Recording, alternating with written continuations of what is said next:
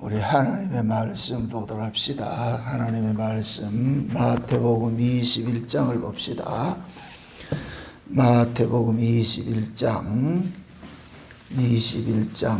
33절에서 마지막 46절까지 보도록 합시다.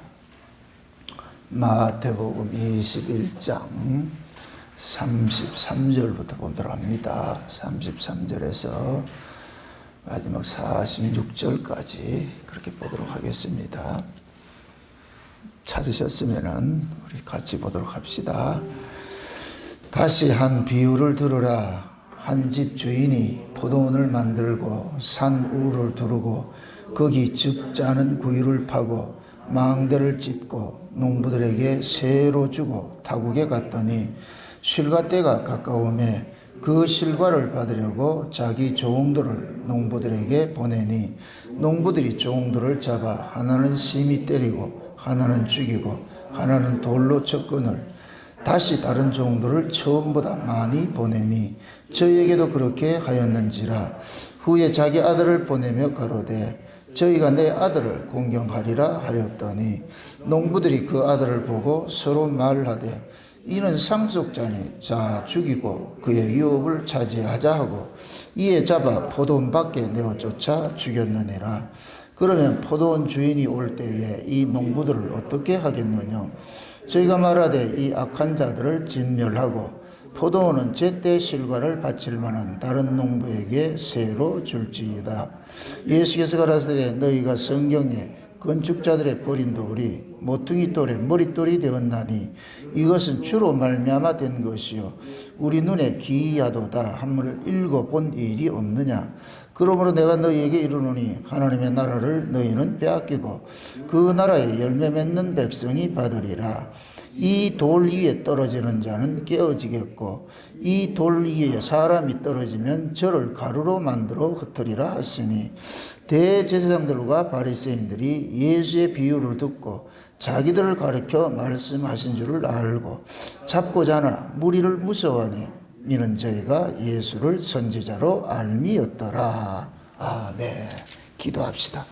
아버지 하나님, 예수님께서 이 세상에 오신 것은 자기 백성들을 저희 죄에서 구원하기 위함인데 그 죄의 모습이 오늘 또 자기 백성들이 예수 그리스도를 배척하고 알아보지 못하는 이러한 모습 속에 이렇게 담겨져 있음을 저희들이 압니다. 오늘도 악한 농부 속에, 농부의 이 비유 속에 담겨진 그 의미가 무엇인지를 저희들이 살펴보기를 원하온데 성령 하나님께서 이 말씀을 기록하셨으니 이 말씀 속에 담겨진 진정한 그 의미를 성령님께서 이 시간도 우리에게 잘 깨달아 할 수 있도록 해석해 주옵시길 원합니다.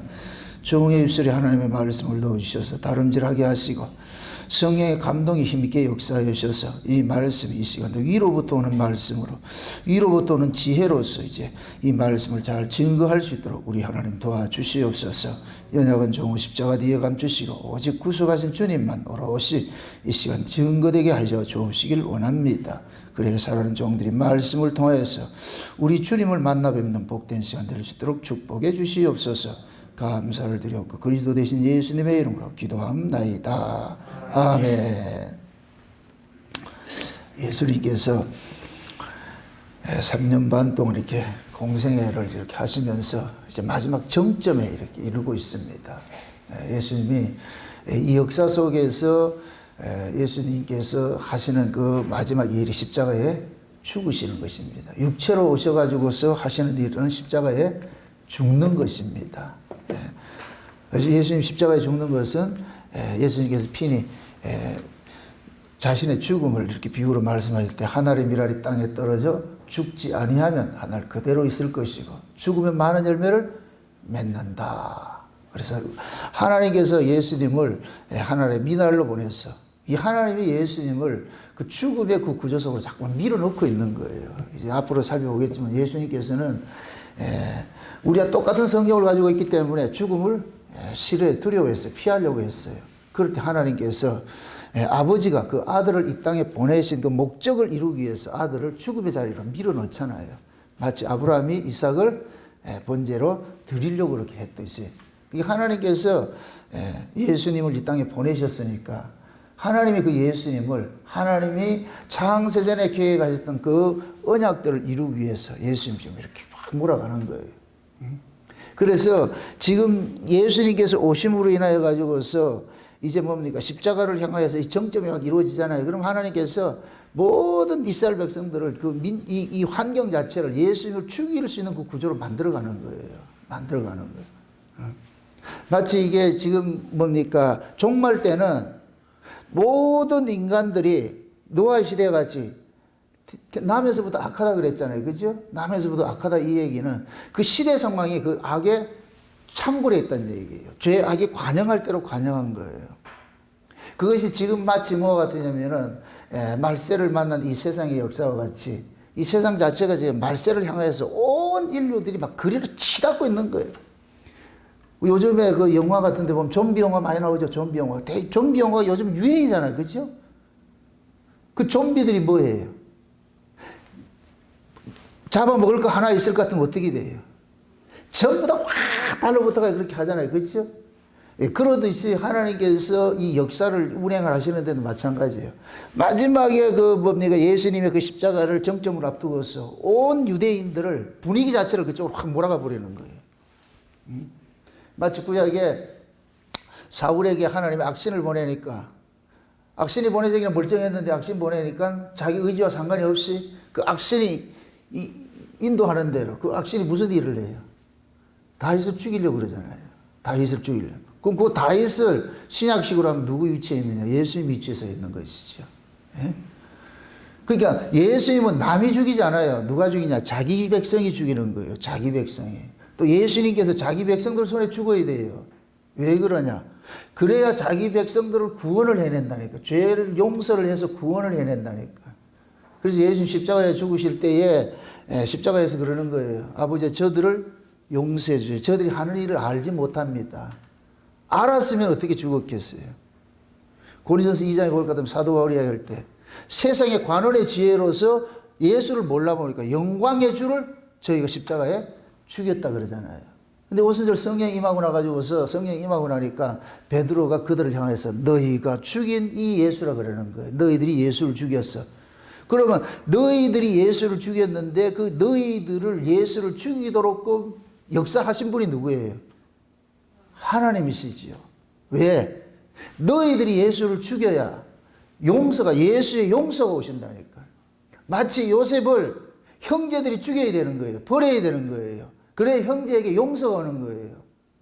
그러니까 하나님께서 뭡니까? 만유의 주가 되게 하는 것은 주가 되는 일이고 뭐냐? 자기를 버린 자를 용서해 줄 때 이들이 그 앞에 무릎을 꿇고서 주여 이렇게 고백을 한다니까.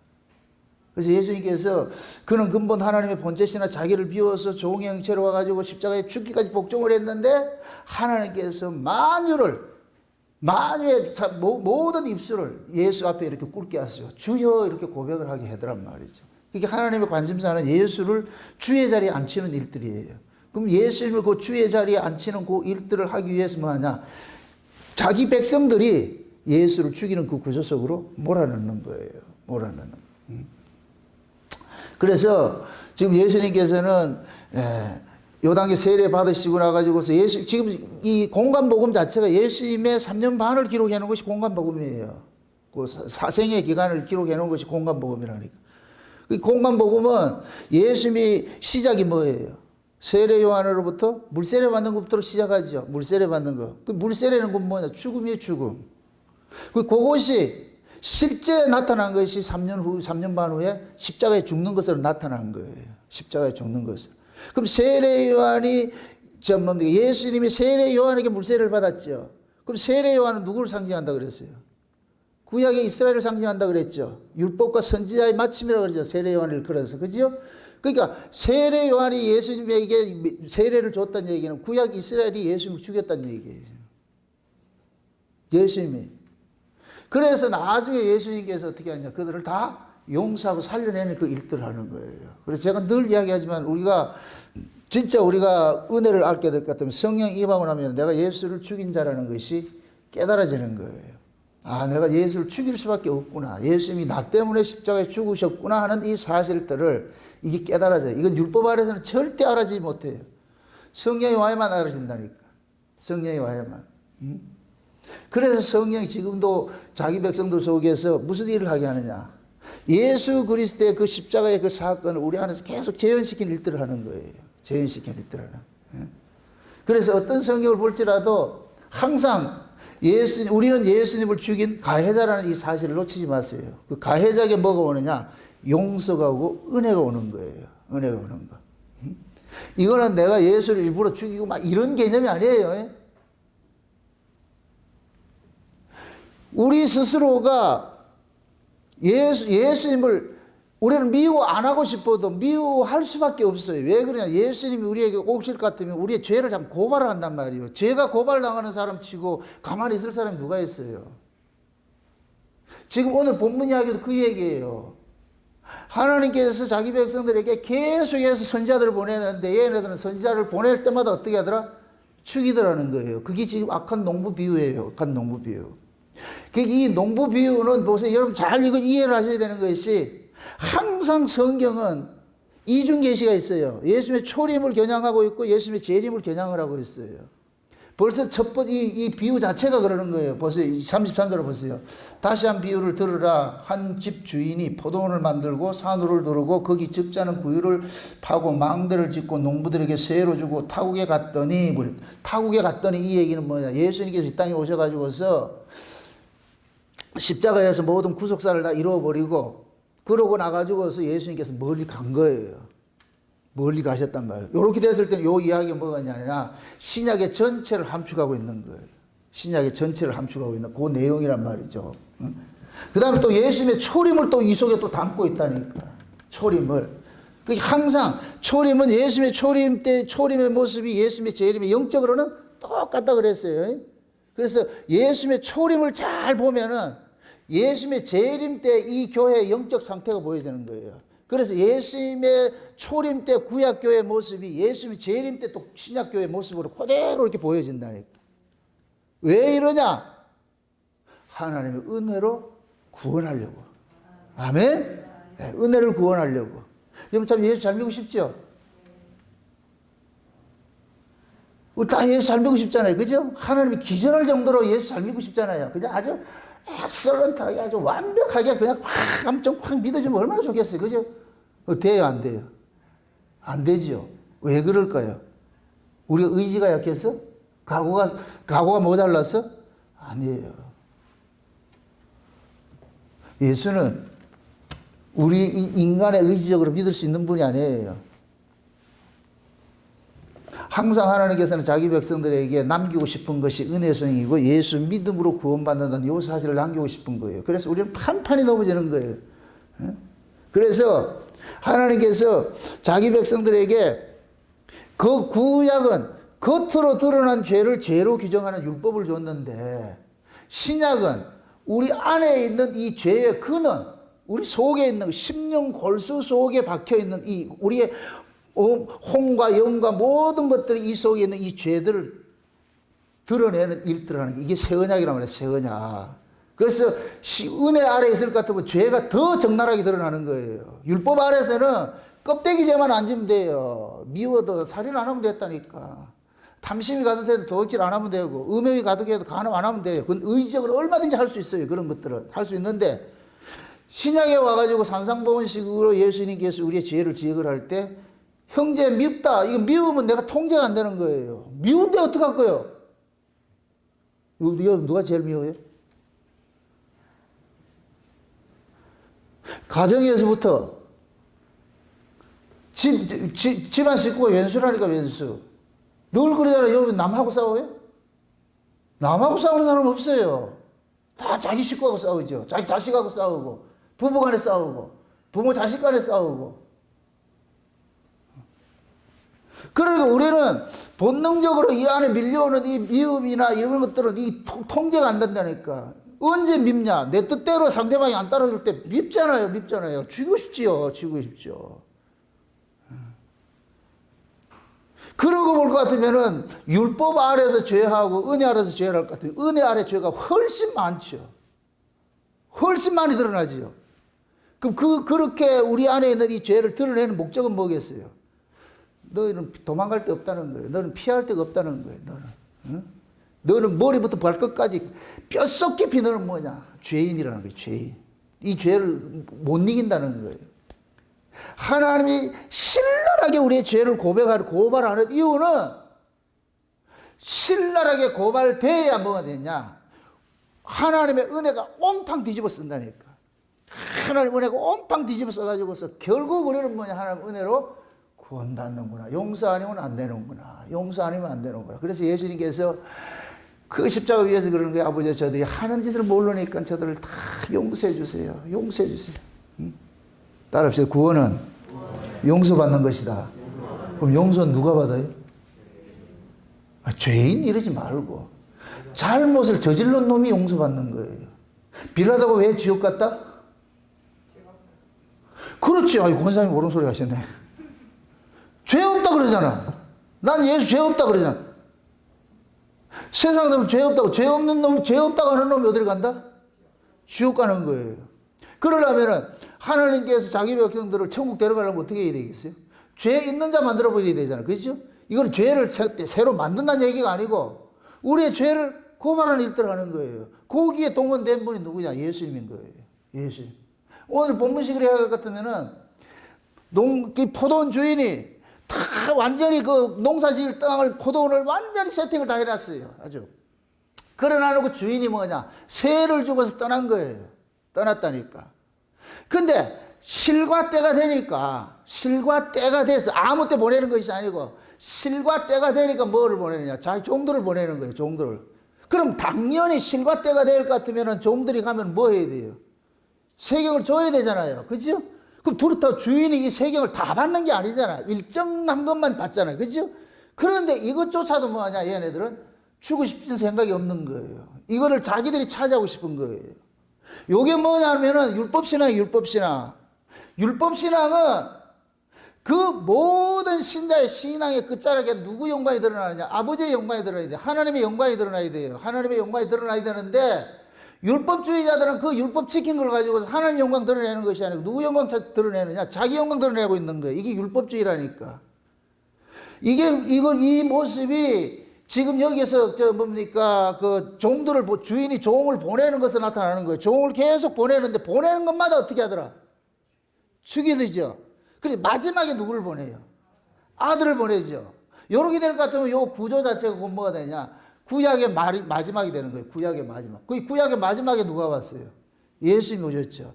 예수님의 말씀대로 따라할 것 같으면은 의인 아벨로부터 바가랴 아들 사가랴까지가 어디였냐? 예루살렘에서 뭐 했다? 전부 죽임을 당했죠. 그죠? 그 끝에 누가 있느냐? 예수가 온 거예요. 아멘?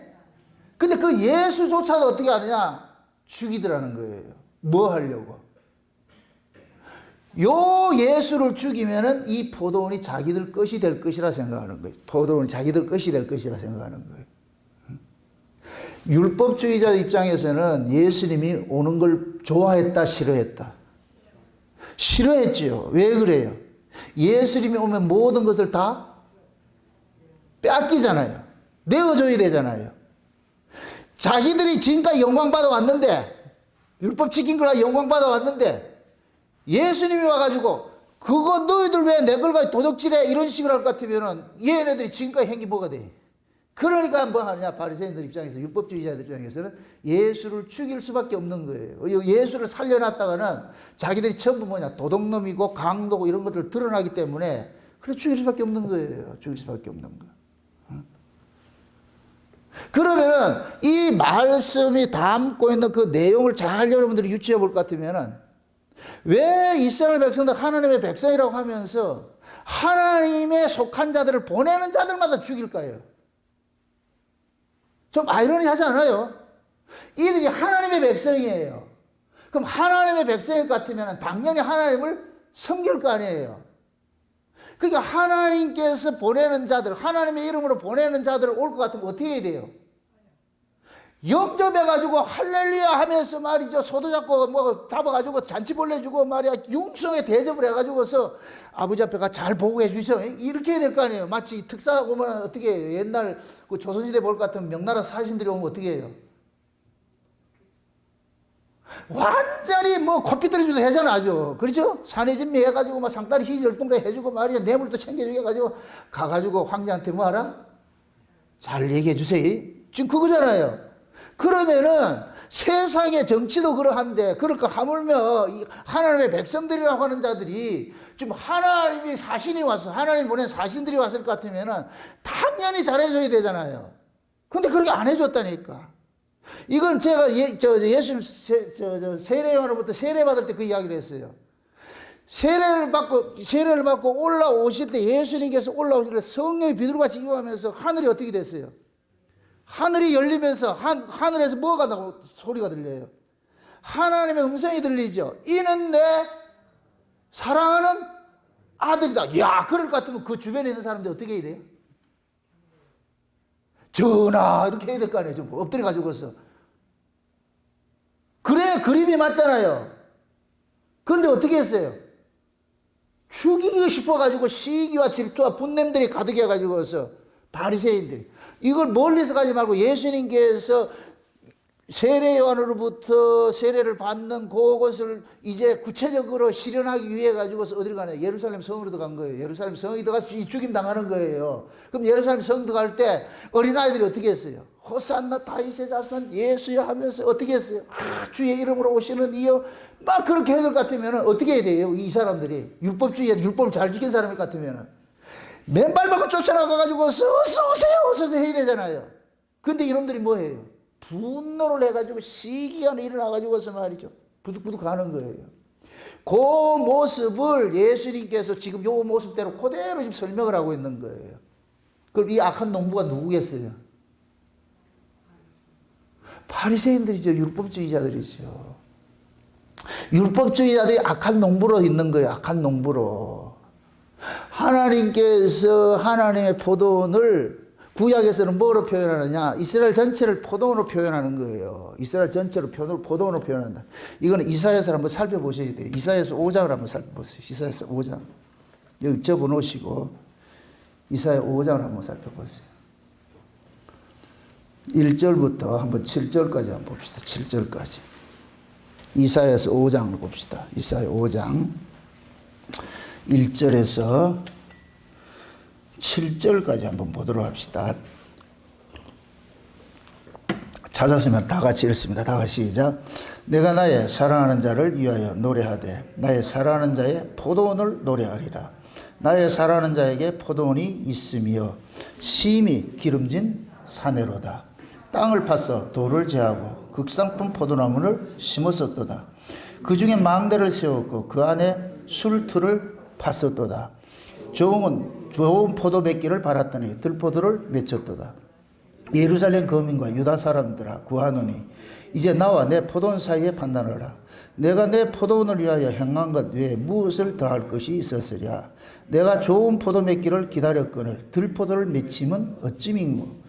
이제 내가 내 포도원에 어떻게 행할 것을 너희에게 이르리라.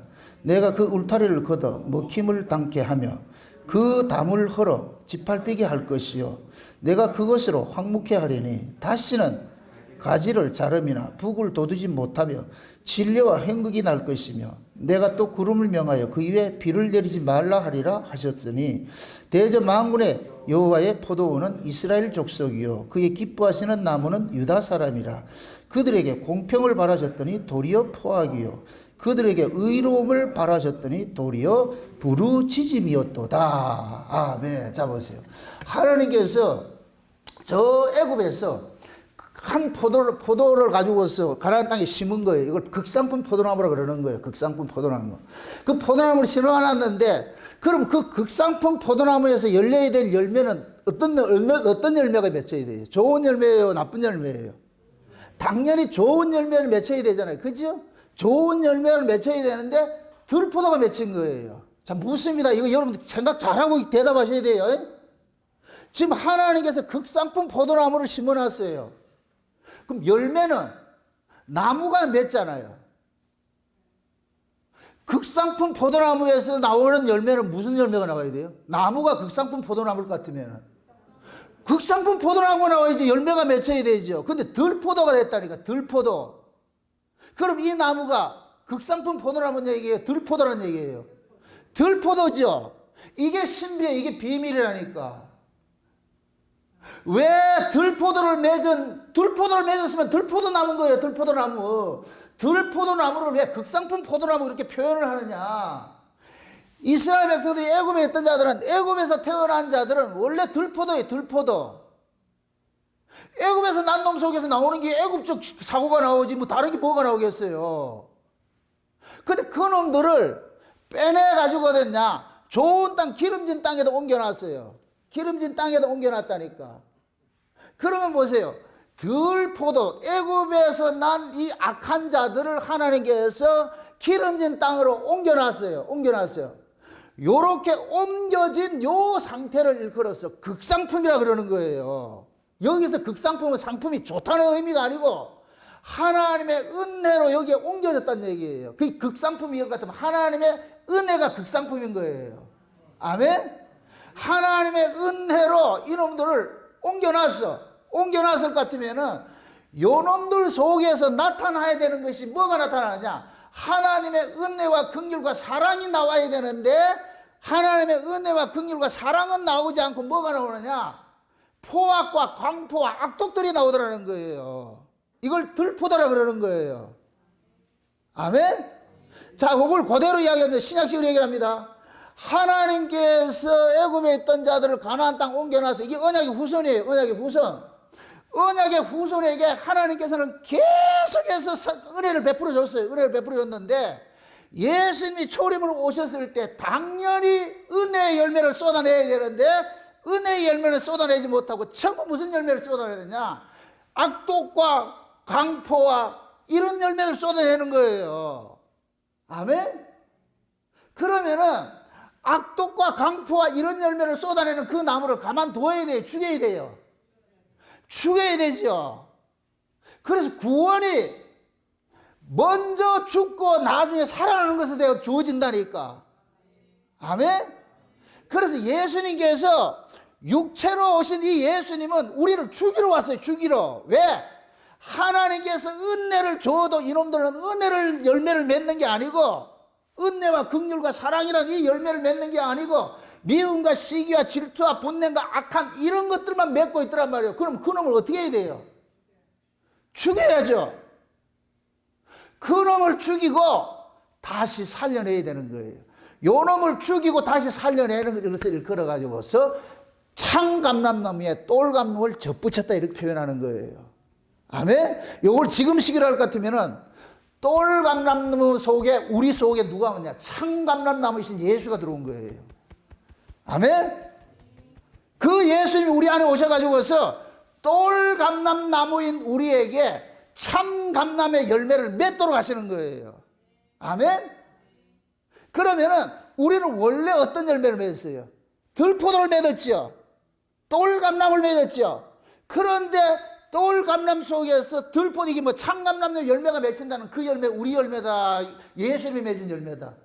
예수님이 맺은 열매지요. 아멘? 요렇게 예수님의 열매가 신자들 속에 삶 속에서 드러날 때는 그것은 신자가 한 것이 아니고 누가 한 것이 되느냐? 예수님이 하신 거예요. 아멘? 요 상태를 그래서 성령의 열매라 그런다니까. 누구 열매? 그렇죠. 성령이 맺게 한 열매가 되는 거예요. 우리가 맺는 열매가 아니고. 아멘? 그래서 하나님께서 똘감람나무를 가지고서 일을 하는 거예요. 원래 우리는 똘감람을 맺을 거 없어. 들포도밖에 맺을 수 없는데 하나님이 이제 그 아들을 가지고서 들포도가 아니라 극상품 포도 맺는 사람으로 만들어내는 거예요. 이게 구원이라니까, 구원. 아멘? 그러니까 이 구약의 이스라엘 백성들은 아무리 하나님께서 외적으로 이렇게 도움을 주고 옆에서 간섭을 해줘도 결국은 안 되더라는 것이 구약의 역사예요. 그래서 구약의 역사는 실패의 역사라니까, 실패. 그 실패된 것이 왜 실패됐느냐? 이걸 설명하는 거예요. 왜 안 되냐? 왜 실패되느냐? 죄 아래서 나서 안 되는데요. 그럼 어떻게 해야 되는데? 죽어야지. 아, 이제 죽인다, 해? 항의하지 말아라, 해? 네, 안 되잖아. 예. 네 살아야 되느냐, 죽어야 되느냐? 죽어야 되겠습니까? 다 안 되겠네. 그래서 여러분들이 하는 뜻대로 은혜 받고 이렇게 은혜 받고서 여러분들이 진짜 천사같이 살고 싶은데 되더라, 안 되더라. 여기서 은혜 착 받고 왔는데 지구색 딱 가가지고 보면 뭐가 된다? 천사가 돌변 돼가지고서 두 얼굴의 사나이가 바뀌어버리잖아. 그죠? 우리 그렇잖아요. 그렇게 해서 은혜 받고 나가지고 잠깐만 쏟는 일들이 이렇게 생겨날 때 내가 미워. 내가 진짜 미워. 어떻게 인간이 이러냐. 제가 우리 교회 안에서 제가 은혜를 제일 많이 받는다니까. 그러니까 제일 내가 죄인 중에 예수님을 내가 제일 많이 아는 거예요. 이렇게 설교 해놔놓고 집에 가보세요. 우리 집사람 나를 뭘로 바라본다? 천사겠구나. 그럼 천사가 나온다, 악마가 나온다. 우리 집사람 만만하게 그러잖아요. 목사가 왜 그러잖아요. 저 사람 속에는 목사라는 의미는 항상 자기는 아무리 성질내도 나는 항상 어떻게 해야 된다? 항상 부처님 같이 이렇게 해서 해야 되는데 내가 부처가 아니잖아. 죄인이라니까. 기억하세요? 천사로 기대하지 마시라고. 이럴 때 우리 자신이 그러는 거예요. 그렇게 해서 좀 잘해주면 되잖아요. 근데 잘해주다가 또 이렇게 하면은 내가 미워. 참 진짜. 그러면서 내 안에 또 하나 그런다. 니 그러거든 목사라 그러는. 니 그러거든 뻔뻔하게 말씀 잘 전하대. 그래서 제가 요 강단에 올라올 때마다 제가 제일 힘든 게 그거예요. 막이라는 놈이 다 참수하는 거예요. 야, 니 그러거든. 니 설교한다고. 야, 낯짝도 두껍다. 그래서 내가 마귀한테 그러거든. 내 낯짝은 저거 갖다 놨다. 여기 있을 때는 그냥 하나님 주시는 그 은혜로서 포커페이스 하는 거예요. 레슨 할 것 같으면 난 간 곳이 없고 그냥 내가 받은 그 은혜를 토해내는 작업을 해버리는 거예요. 예? 그래서 여러분들이 은혜를 많이 받으면 받을수록 여러분들이 죄인 중에 괴수라는 것이 그게 고백이 나와야 돼요. 사도 바울이 나 죄인 중에 괴수라는 것이 처음부터 나온 게 아니에요. 말년에 나왔다니까. 말년에. 끝물에. 로마서 7장을 보세요. 로마서 7장은 사도 바울이 성령이 충만할 때 썼어요. 한참 사역에 아주 왕성하게 사역을 하고 그렇게 할 때 썼다니까. 그런데 그런 그가 자기 안에 두 법이 있어가지고 싸울 때 어떻게 하냐. 원하는 법이 원치 않는 법이 원하는 법을 이겨내더란 말이죠. 하나님을 따르고자 하는 그 법이 하나님을 따르지 않는 그 법이 더 강하더라고요. 이게 곧 뭐가 같으냐. 우리 옛사람이 우리 새사람을 죽이는 거예요. 우리 옛사람이 은혜 많이 받아도 내 몸뚱이 힘들게 하면은 이 속에서 뭐가 튀어나온다? 여러분들이 진짜 총을 가지고서 나를 힘들게 하는 사람 죽이려 했을 것 같으면 이 세상에 인간은 한 사람도 없다니까. 그러니까 우리는 우리 안에 본능적으로 내 육체를 괴롭게 하고 나를 힘들게 하는 사람은 본능적으로 죽일 수밖에, 그게 하나님이라 할지라도 우리는 죽일 수밖에 없어요. 이게 인간이라니까 이게. 그러니까 바울이 그걸 아는 거예요. 이래서는 안 되는데, 안 되는 걸, 그래 제가 늘 하잖아요. 정답은 바로 알고 있으라니까, 정답을 모르면 안 되지요. 그 사람이 정답을 공부를 못한다고 해서 틀린 답을 가르쳐 주면 안 되잖아. 공부를 잘하고 못하고는 둘째 치고 정답은 알고 있어야 돼, 정답은. 아멘? 제가 이 강단에서 여러분들이 이렇게 살고 안 살고, 그건 비본질, 그건 둘째 문제예요. 그러나 내가 정답은 알려준다니까. 이게 하나님의 은혜이고, 이게 복음이라는 것을 정답을 알려준다니까. 그 정답에 여러분들 자꾸만 비교해가지고서 스스로를 뭐 하느냐. 내가 이렇게 악한 자구나, 이렇게 악한 자구나. 그렇게 해가지고서 내가 악한 자라는 걸 깊이 통절하게 아는 것만큼 옆에 누가 사소한 일 잘못했을 때 주여, 이기 나가는 게 아니고 아버지요, 이 나온다니까. 이해되세요? 내가 1만 달란트 탕감을 받은 자인 줄 알아야 100달러를 받은 사람한테 용서가 나온다니까. 우리는 1만 달러 탕감 받았다는 것을 지금 모르고 살고 있어요. 이론적으로는 알아요. 지식적으로는. 근데 실제 자기 안에서 그게 없다니까. 그게 이제 관념이라, 관념. 그러니까 뭐하냐. 사소한 일에 해가지고 우리가 뭐하냐. 그거 가지고 자꾸 침소봉대 해가지고 어떻게 그럴 수 있어. 어떻게 그럴 수 있잖아. 그래 무슨 일이 있을 것 같으면 어떻게 된다? 그럴 수 있어? 어떻게 그럴 수 있어? 우리 그러잖아. 넌 어떻게 그럴 수 있어? 그래서 우스갯소리를 그래서 손가락 하나는 갔는데 네 개는 내 인트로. 내가 너 나쁜 놈이라 그러잖아. 우리는 그런 걸 통해 가지고서 내가 참 악한 자구나. 이 악한 농부 이야기가 누구 이야기예요? 참, 이 악한 농부 이야기가 누구 이야기예요? 우리 이야기지, 우리 이야기. 뭐 유대인이라 그래, 유대인. 우리 이야기. 아멘? 내가 악한 농부인 거예요. 내가 악한 농부인 거예요. 하나님께서 얼마나 우리에게 많은 은혜를 주셨고 다 했는데 우리는 그 은혜를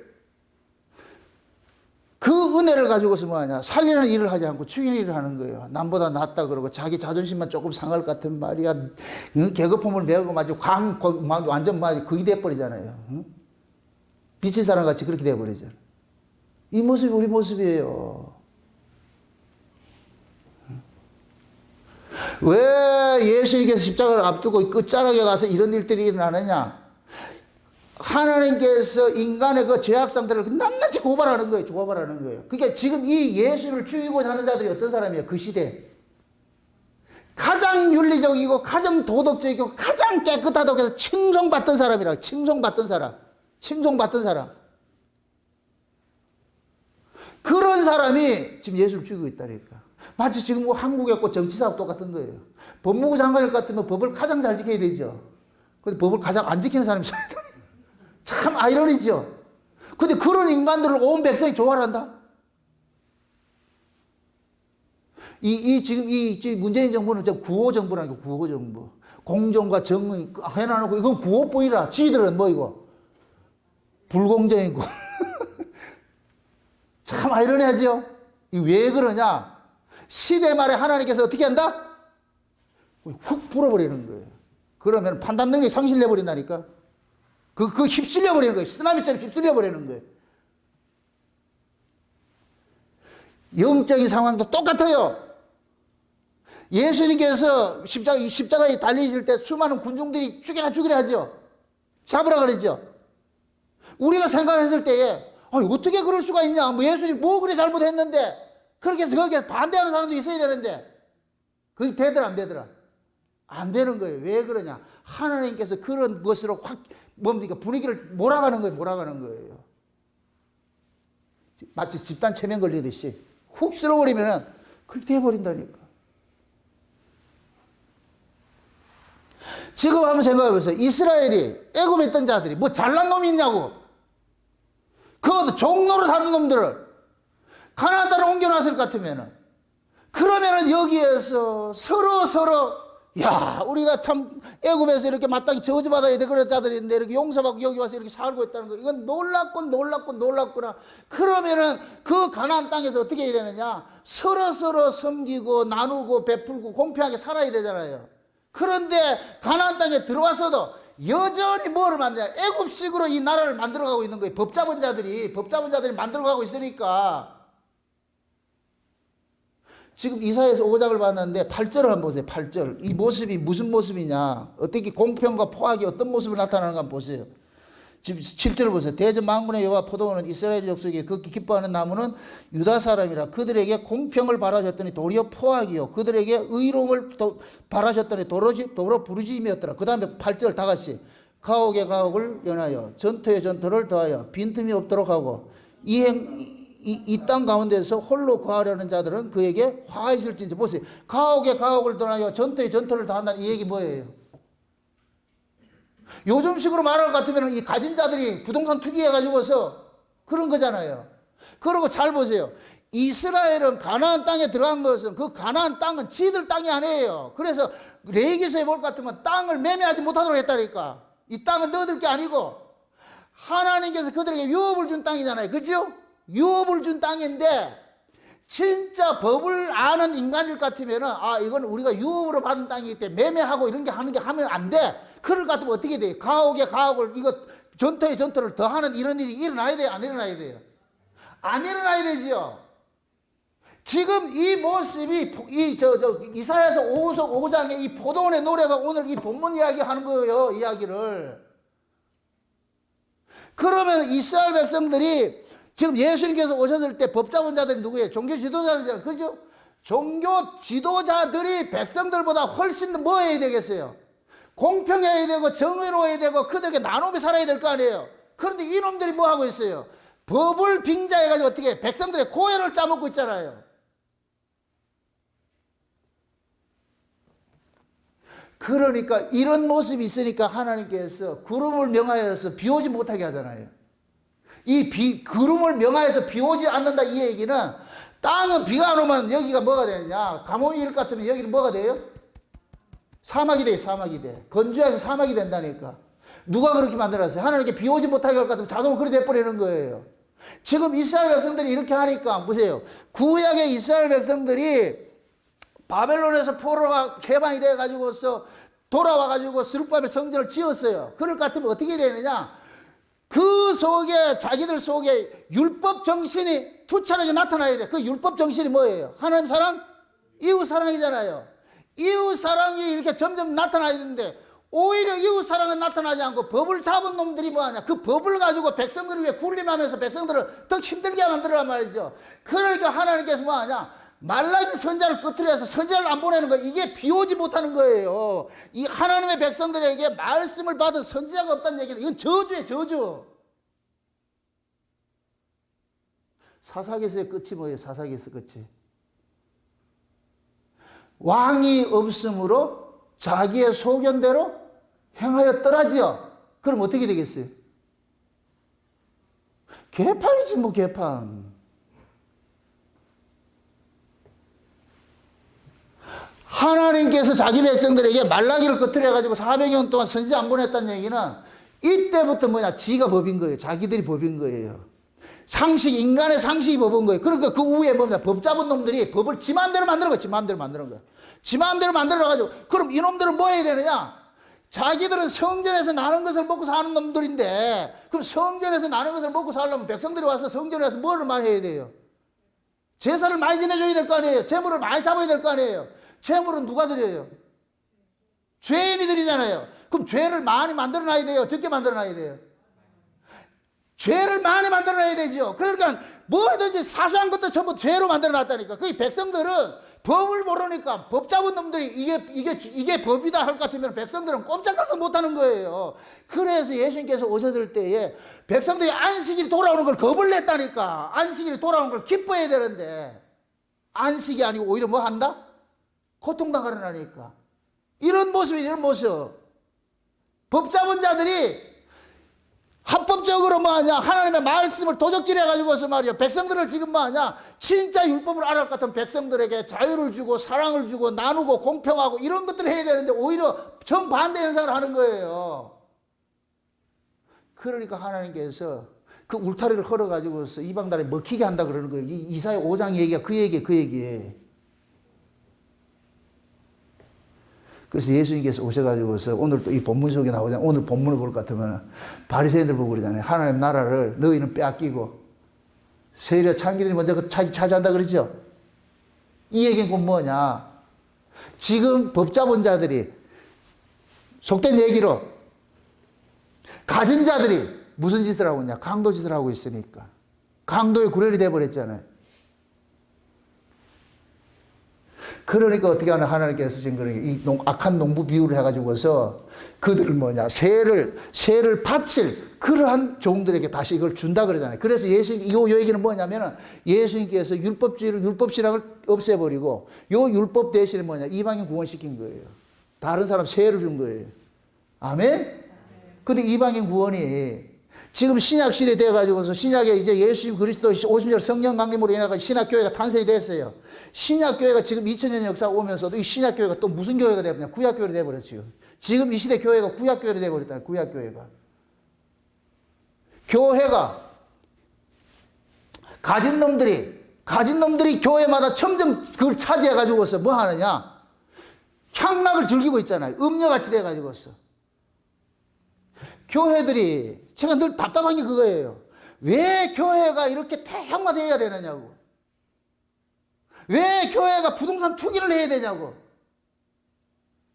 지금 가옥에 가옥을 더하고 전토에 전토를 더하는 것은 뭐냐. 지금 대형교회들이 교회 헌금 받아가지고서 주차장 만들고 그 다음에 뭐 하고 요즘 트렌드가 뭐예요? 학원 사업하고 병원 사업하고 공동묘지 만들고 뭐 이런 거 하고 있잖아 지금. 지금 교회가 문화센터가 되고 있잖아. 그렇게 되고 있잖아. 왜 교회가 이렇게 돼야 되는데? 이게 결국 뭐냐? 돈이 있으니 하는 거예요. 돈이 있으니까. 그러니까 그런 교회에 있으면 여러분 그게 있어 뭡니까? 한국 교회 이 헌금 분포 통계가 있는데 대형 교회일수록 헌금을 많이 내요. 대형 교회일수록 왜? 일을 참만 벌리거든. 여러분들 소형 교회 있는 거 감사하시라고. 개척 교회 있는 걸 감사하시라고.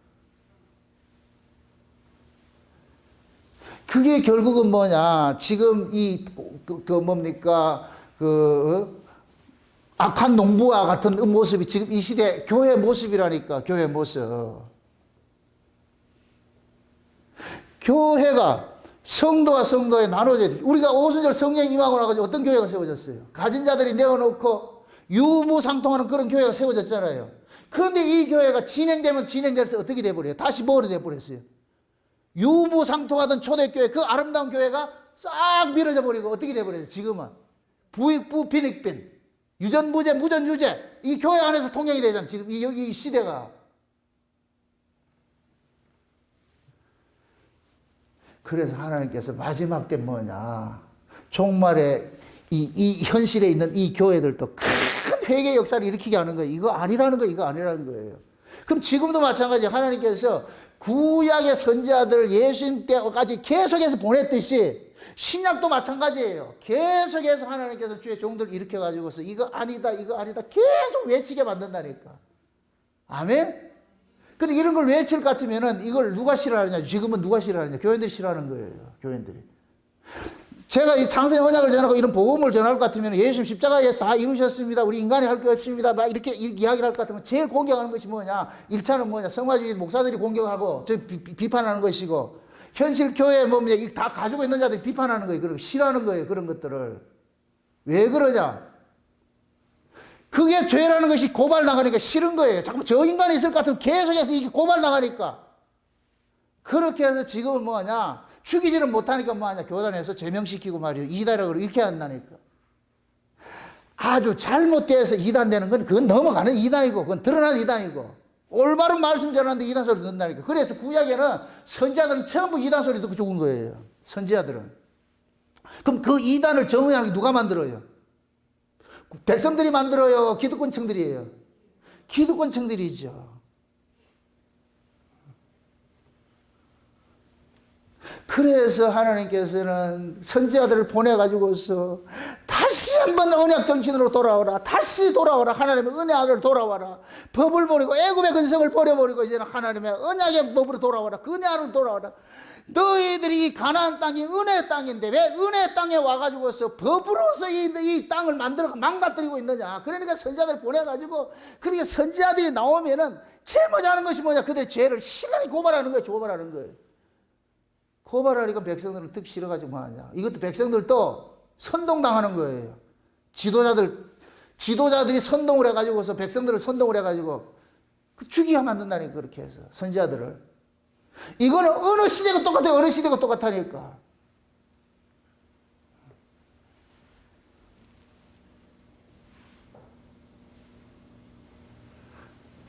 하나님께서 가나안 땅은 하나님의 은혜로서 살아가는 땅이에요.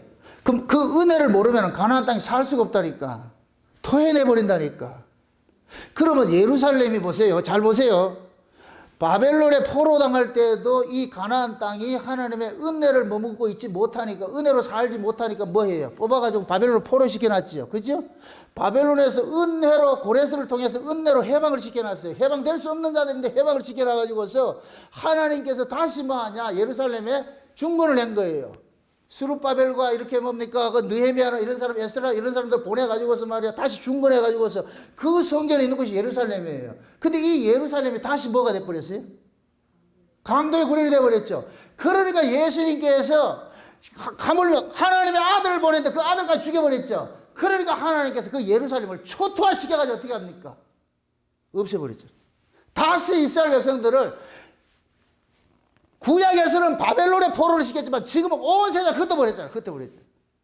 그 흩어버렸던 것들이 2000년 동안 디아스포라로 있던 자들이 1948년도에 하나님께서 은혜로 뭐냐? 흩어져 있던 그 백성들을 이스라엘 땅으로 다시 불러들여 고토를 불러가지고서 이스라엘 나라를 회복을 시켜놨다. 이게 무화과나무 비유를 배우라는 거기서 나오니까 그건 그때 살펴보고 그렇게 했는데 그럴 것 같으면 지금 나타난 이스라엘이 예수 잘 믿어야 돼, 안 믿어야 돼요?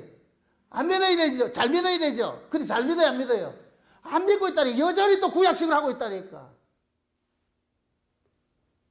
예루살렘에 여러분 보세요. 동성애 세계 최고의 축제가 동성애 축제가 예루살렘에서 열린다니까. 이게 말이 돼요? 그런 짓들을 하고 있다니까. 이건 표상이에요, 표상. 그럼 그걸 지금 우리식으로 한번 이야기해 보자고. 우리 이방인 교회는 은혜로 구원받았어요. 아멘? 그 이방인 교회의 이 터 자체가 뭐예요? 은혜지요. 그럼 이 집이 뭐로 세워져야 돼요? 은혜로 세워져야 되죠. 교회가 은혜로 세워져야지요. 근데 지금 이 시대 교회가 은혜로 세워져요? 법으로 세워져요? 법으로 세워지고 있잖아. 그러니까 세상에 유린당하는 거예요. 지금 한국교회가 지금 문재인 정권을 통해가지고 완전히 쑥대밭 된 거예요. 유린 다 당했다니까. 지금 정권들이 교회를 입맛대로 갖고 노는 거예요. 모이라면 모이고, 모이지 말라면 못 모이고. 무슨 빌미로?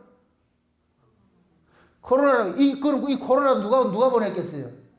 하나님이 하신 일이라니까. 교회가 교회로서 올바로 못 써 있으니까 지금 세상에 조롱거리를 만들어버린 거예요. 조롱거리. 어디 가면 개독교라 그러고 이렇게 하겠어요. 여기 보세요. 교회가 팽창주의로 나갈 것 같으면 반드시 타락되어 있어요. 진짜 교회의 정체성을 지키고 있을 것 같으면 작은 물이라도 세상에 못 건드려요. 작은 물이라도 올바로 하나님 앞에 딱 서 있을 것 같으면 못 건든다니까. 아멘?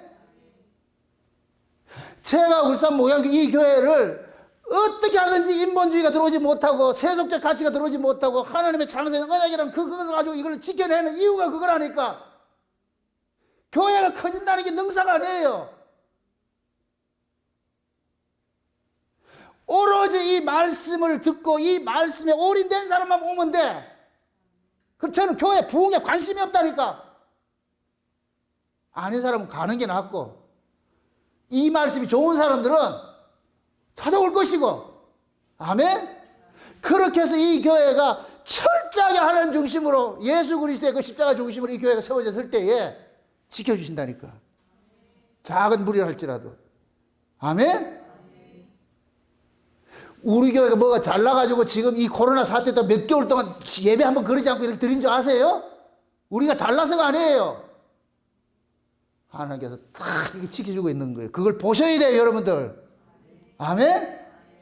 하면서 여러분들 상상을 한번 해보시라고. 저는 여기 올 때마다 늘 눈물 나는 게 그거예요. 불과 1년 전이잖아요. 1년 전에 저 신정동에 있었을 것 같으면 신정동에서 코로나 맞았을 것 같으면 예배 드렸다 못 드렸다? 그건 못 드려요. 공간도 작고 환기도 잘 안 되고 예배 드릴 수 없는 환경이라니까. 그게 코로나가 있었을 것 같으면은. 그리고 동네 한복판에 있어가지고 예배 드리면 뭐 한다? 신고 들어가고 못 드린다니까. 내가 아무리 드리고 싶으면 못 드린다니까. 그럼 아마 내 혼자 교회에서 기도하고 있었겠죠. 그런데 하나님께서 뜻하지 않게 사건을 일으켜가지고서 이곳으로 이렇게 이전케 돼가지고서 말이죠. 먼저 하나님 뭐예요? 우리 해변 기도에 말이죠. 하루도 빠지지 않고 그 기도회를 해가지고서 그래가지고서 우여곡절 끝에 참 놀랍잖아요. 지금도 저쪽에 새들을 받고 볼 것 같으면 저 안 간 게 큰 다행이에요, 큰 다행. 세상에 어떤 주인이 계약서 도장 찍는 날에 꽃배기로 이걸 월세 올려달라 그런 사람이 누가 있어, 그걸. 그건 누가 했다? 우리가 어리석어가지고 그걸 했을 것 같으면 큰일 나서. 저쪽에 가서는 코로나 시대 못해요. 전 창문이 없는데 저는 통유리에서. 그런데 계약을 파기시켰어. 요 옆에 식당 2층도 다 계약을 하려고 했는데 지들이 싫다고 그래가지고 못하고. 근데 이리로 인도했잖아. 그 해변 기도회 하고 나가지고 새벽 1시에 여기 와가지고 여기를 보고 와서 말이죠. 그래서 여기를 결정하고서 세상에 하고 나니까 얼마나 좋은가. 감동이 안 된다 이거지. 그래. 원래 은혜를 읽어내는 사람만 있고 아닌 사람은 못 읽는 거예요. 왜 그걸 모를까? 그래서 우리 교회도 몇 번씩 이게 뭡니까 구청에서 나왔잖아요. 감시하는 사람들이 여기 와가지고 와 좋네 그런다니까. 코로나 걸릴 환경이 아니잖아요. 지금 이게 사통발달 돼가지고 환경 좋고 그리고 탁탁탁 규격 맞춰가 정부 시책대로 다 할 수 있게 이렇게 만드니까 지금 우리가 마음껏 예배를 드려요. 근데 뜻하게 우리 전도사님이 자기 돈 들여가지고서 말이 이거 실시간 이거 예배 난 원하지도 않았는데 다 해가지고서 말이지. 지금 이렇게 드리니까 예배를 드리지 못하는 이 대면 예배 드리지 못하는 이 사람들을 흩어져 있는 사람들을 위해서 이 예배를 마음껏 드릴 수 있게 해주잖아요. 저는 깜짝 놀란 것이 실시간 예배 안 하려고 그랬다니까. 그런데 실시간 예배를 지금 우리 유튜브 보면 실시간 예배를 더 많이 봐요. 더 많이 듣는다니까. 여기저기서 연락이 오는데 목사님 그 실시간 예배 드리는 거 자기들은 너무너무 좋다 그래요. 너무너무 좋다 그래요. 찬송부터 끝까지 하는 그 전체를 자기들은 예배를 드린다 그래요. 전에는 과거 나는 이것도 없어요. 그냥 설교만 올려놨는데 설교만 올리지 말고 이 예배 실시간 전체를 드려달라 그러니까 이런 일이 난 깜짝 놀랐다니까. 이게 결국 뭐냐. 하나님께서 우리가 진짜 하나님의 언약 중심으로 예수님의 십자가 도를 전하는 그러한 모습으로 우리가 딱 서 있을 것 같으면 하나님께서 이걸 이렇게 쓰시고 있는 거예요. 우리가 잘나서가 아니고. 아멘? 하나님은 사람의 수에 연연하지 않아요. 크고 작음에 연연하지 않아요. 여러분들 이렇게 생각해 보세요. 가나안 땅에 이스라엘 백성 들어갈 때 유업으로 땅을 다 나눠주죠. 토지구역 정리하듯이 들어가기 전에 지도 펴놔놓고 여호수아가 그러잖아요. 딱 나눠가지고 네 이 땅하고 네 이 땅하고 네 식구 몇 명이나 10명인데 10명이면 10명이 살만한 그 열마지기 주고 20명이면 20마지기 주고. 그럼 보세요. 10명이 사는 사람이 10마지기 받고 20명이 사는 사람이 20마지기 받을 것 같아요. 이게 크고 작음이 돼요 안 돼요? 크고 작음이 아니지. 한 사람당 한 마지기잖아. 쉬운 얘기로. 이걸 뭐 자랑거리 할 게 뭐 있어. 이렇게 될 것 같으면 뭐가 돼요? 공평이 되고 차별이 없는 거예요. 아멘? 그런데 이 속에 똑똑하고 법잡은 놈들이 뭐 하냐? 남의 땅을 뺏어가지고서. 그러니까 빈부가 섞이고 그러는 거예요. 그래서 하나님께서 그걸 다 아시고 너희들이 가나안 땅에서 들어가 살 때는 너희 경내에 너희 성읍 중에 가난한 사람이 있게 하지 말아라. 만약에 그 가난한 사람이 있게 할 것 같으면 그 사람이 하나님 앞에 기도할 때 내가 그 기도를 두고 너 성읍을 작살낸다 그런다니까. 그래서 하나님께서 백성들 속에 이스라엘 백성들 속에 고엘 제도를 줘요. 고엘 제도. 고엘은 뭐냐? 있는 자가 없는 자를 담당하라는 거예요. 그게 룻기서에 보면 하면 보아스가 나오미의 집안을 거둬들이는 것을 나타나는 그게 고엘이라는 고엘. 그래서 강한 자들이 약한 자들 돌보라는 거예요. 부자들이 가난한 자 나눠주고. 그래서 너희 동네에는 가난한 자가 없게 하라는 거예요. 가난한 자 없게. 왜? 너희들 애초부터 애굽에서 나올 때 다 가난한 자로 나왔는데 너희들이 하나님의 은혜로 다 나눠줬으니까 빈부가 있으면 안 된다는 거예요. 빈부가. 이게 하나님 나라예요. 아멘? 그래서 오순절 성령이 임하고 나가지고서 초대교회가 세워졌을 때 빈부가 있었다 없었다? 교회가 세워지고 나니까 가진 자들이 전부 팔아가지고 뭐합니까? 사도들 앞에 뒀잖아요. 사도들 앞에. 그 사도들이 누구냐? 예수님 앞에 둔 거예요. 예수님 앞에. 예수님이 그 뭐하냐? 그것을 어떻게 하냐? 전부 공평하게 나눠주는 거예요. 아멘? 그게 초대교회 모습이라니까. 그 모습이 지금 이 시대 교회 안에 그대로 모습이 되어 있어야 되는 거예요. 그래서 교회 안에는 부자, 가난한 자, 높은 자, 낮은 자 이런 게 없어야 된다니까. 모두가 동등해요. 아멘? 교회 안에는 높은 자도 없고 낮은 자도 없고 잘난 자도 없고 못난 자도 없어요. 왜? 우리 모두가 은혜로 부르심을 입었기 때문에 인간의 어떤 외적 조건을 가지고서 여러분 차별하면 안 된다니까. 그 교회에서는 많이 배웠다고 우대해주고 못 배웠다고 무시하고 많이 있다고 해서 그 사람 도와주고 없다고 해서 무시하고 이렇게 하면 안 된다니까. 교회는 세상적 가치가 아니니까. 아멘? 그 속에 예수를 품고 있을 것 같은 그 예수를 보고서 우리는 뭐하냐? 똑같은 입장에서 해야 되는 거예요. 그래서 이 교회를 일컬어가지고서 그리스도의 몸이라 그러는 거예요. 그리스도의 몸. 그럼 우리는 그리스도의 몸에 뭐로 부르심을 입었냐? 지체로 부르심을 했어요. 지체. 지체의 존재 목적은 뭐냐? 몸을 위한 거예요. 아멘? 우리 몸을, 이게 고린도서 12장 이야기예요. 고린도서 12장에 예수님께서 교회에 각양의 은사들을 줬는데 그 은사들을 준 목적은 뭐냐? 그리스도의 몸인 교회를 돌보기 위해 준 거예요. 교회를 돌보기 위해서. 아멘? 그럼 교회 안에 개인 프레이가 있다 없다? 없죠. 그럼 교회는 마치 팀 프레이 하는 거예요. 팀 프레이 하는 거. 그래서 서로 약한 자 있으면 돌아보고 말이죠. 서로 아픈 자 있으면 위에서 기도해주고 말이죠. 어떤 분이 그 댓글에다 그런 그 적어놨어요. 목사님, 자기는 미국에 있는데 멀리 떨어져 있는데 참 형제가 어려울 때 우리 기도하는 거 이거 잘못된 건 아니죠? 그분이 그러는 거예요. 내가 목사님이 너무 신령하고 이런 분이라서 내가 기도하는 게 아니고 목사님이 더 대단해서 내가 기도 부탁하는 게 아니고 한 형제이기 때문에 난 그 사람 알지도 못해. 그럼 한 성령 안에 있을 것 같으면은 기도는 뭐냐? 내가 저 사람보다 우월하고 내가 잘나서 해주는 게 아니에요. 한 형제라는 그 지체의식이 있을 때는 뭐냐? 기도가 나온다니까. 아멘? 여러분들이 몸에 뭘 하나만 다쳐도 온 몸이 아프니까 이 다친 그것을 고치잖아요. 손가락에 가시 하나, 이 가시 하나만 들어가도 이 가시 때문에 온몸이 아프니까 가시 빼내잖아요. 누구를 위해서? 몸을 위해서. 아멘? 우리가 그리스도의 몸에 지체로 부르심을 입었다니까. 그래서 여러분들 창세적 언약이 구원 자체가 그리스도 예수 안에서 우리를 구원했다니까. 이 우리가 곧 뭐냐? 그리스도의 몸이에요. 아멘? 개개인으로 불렀지만은 그 개개인을 예수 그리스도의 몸에 뭐냐? 지체로 붙여놓은 거예요. 그러니까 개개인이, 교회 안에는 개개인이 있을 수가 없어. 모두가 우리가 되어 있어야 돼, 우리가. 아멘? 그걸 그리스도의 몸이라 그런다니까. 그럴 것 같으면 교회 안에서는 서로 지체가 서로 돌보고 보양하고 그래서 몸을 든든히 세워가야 되잖아요. 이게 교회라니까. 이게 가나안 땅이고. 아멘? 그래서 가나안 땅에 들어갈 것 같으면 애굽의 방식으로 살지 말고 하나님의 방식으로.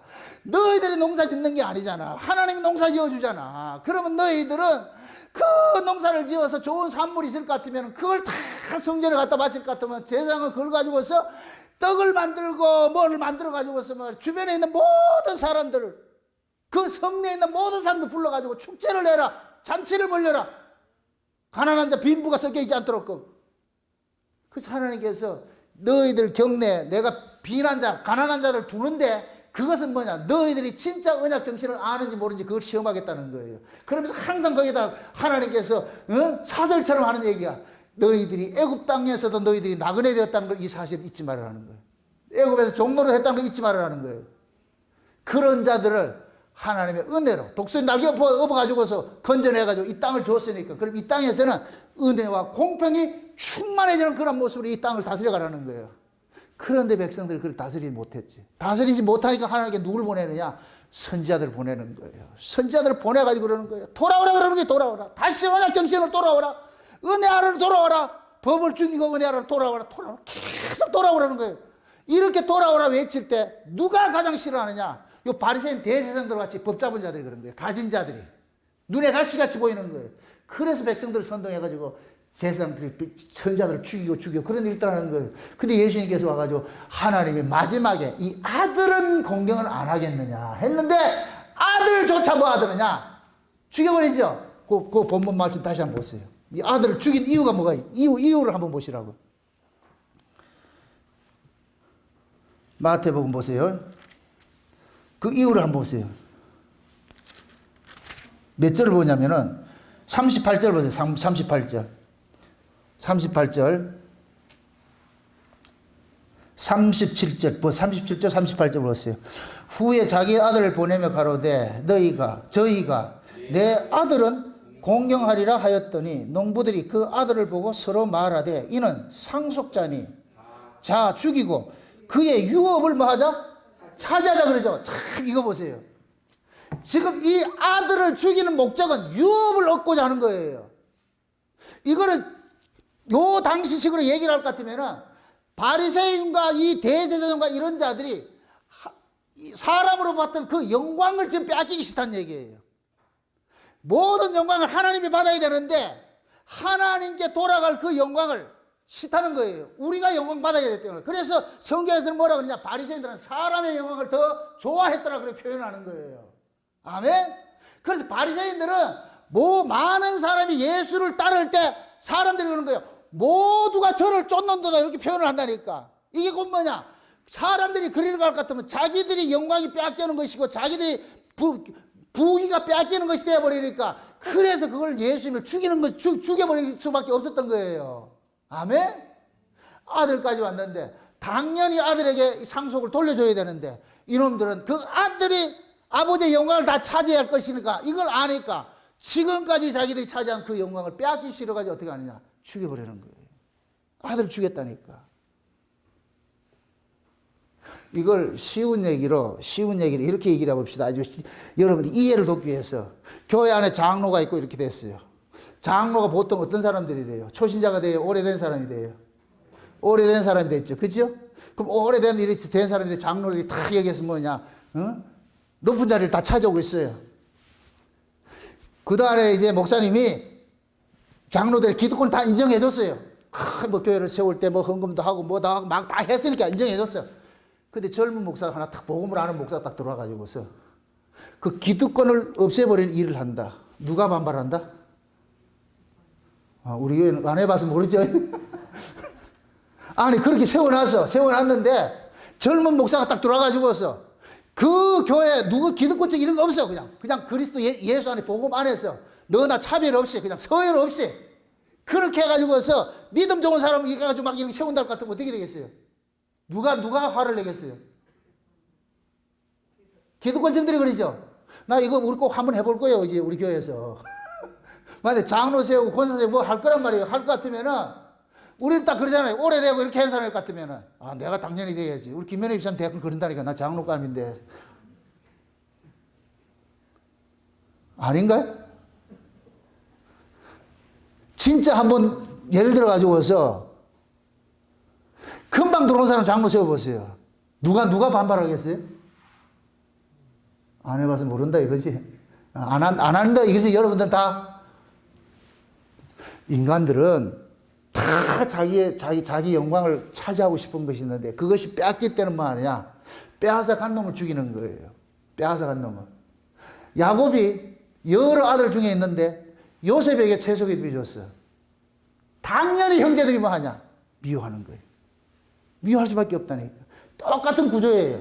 지금 예수님께서 오셔가지고서 법을 잘 지켰다고는 바리새인들, 장로들 이런 사람들 앞에서 세리와 창기들이나 너희들이나 똑같아 이렇게 할 것 같더니 이렇게 얘기를 하니까 어떻게 되겠어요? 뚜껑이 열리는 거예요.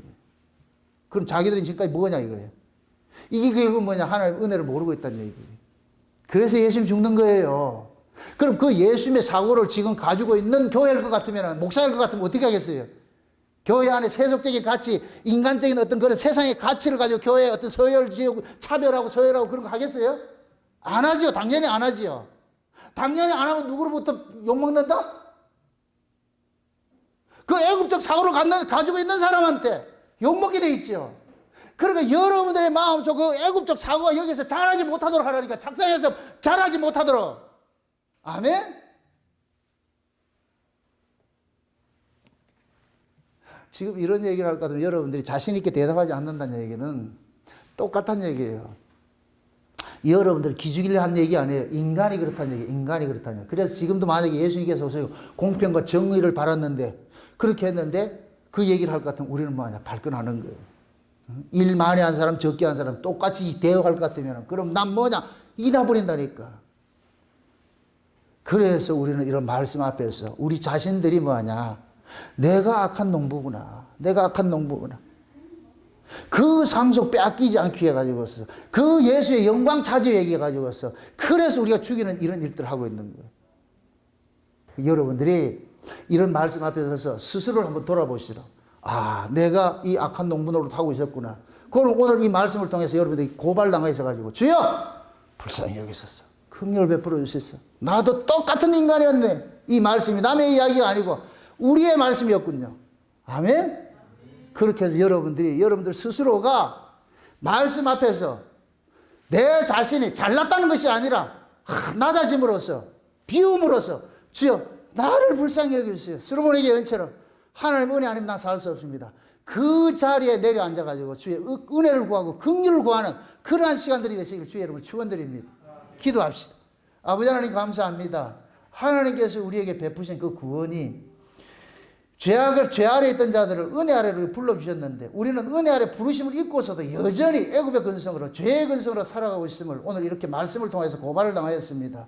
이 이야기가 남의 이야기가 아니고 나의 이야기라는 것을 들려지게 하여 주셔서 내가 늘 이 말씀 앞에 책망을 받게 하시고 그 책망된 자리에서 분기 탱천할 것이 아니라 긍휼의 자리에 가가지고 주의 얼굴을 구할 수 있는 그러한 시간들이 될 수 있도록 도와주시옵소서.